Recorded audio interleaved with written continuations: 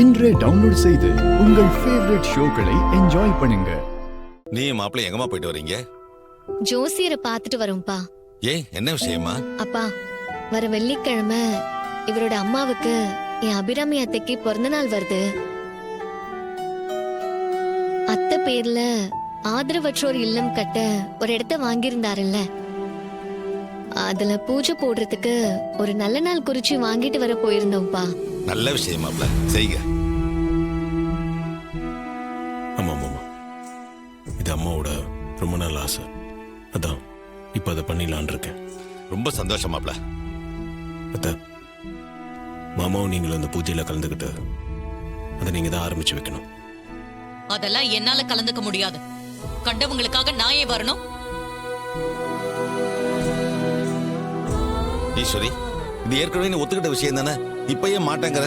அந்த ஃபங்க்ஷன்ல கலந்துக்கிறதுல உனக்கு என்ன கஷ்டம்? அப்போ இவன் யாருங்கிற உண்மை தெரியாது, நான் ஒத்துக்கிட்டேன். இப்பதான் இவன் யாருங்கிற உண்மை வெட்ட வெளிச்சம் ஆயிடுச்சு இல்ல. இனிமே எப்படி வர முடியும்?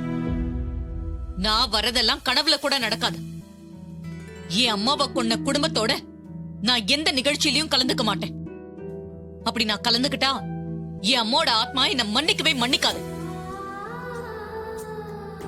ஏண்டா, உங்க அம்மா என்ன பெரிய தியாகியா அவங்க பேர்ல ஆதரவற்றோர் இல்லம் கட்டுறதுக்கு? இதுல வேற என் அக்கா வந்து திறந்து வைக்கணும்னு சொல்ற. என் அக்காவே உன்னை வீட்டை விட்டு துரத்தணும்னு பாத்துட்டு இருக்கா. இதுல உன் அம்மா ஃபங்க்ஷன்ல வேற கலந்துக்க சொல்றியா? உன் அம்மா என்ன அவ்வளவு பெரிய ஆளா? ஏய் சந்திரா, என் கண்ணு முன்னாடியே தகச்சி இழிவா பேசுறியா? மரியாதை கெட்டுரும், ஜாக்கிரதை. ஏங்க, நீங்க என்னதான் சொன்னாலும் நான் இந்த ஃபங்க்ஷன்ல கலந்துக்க மாட்டேன். நீங்க தேவையில்லாம பேசி என்ன கோவப்படுத்தாதீங்க.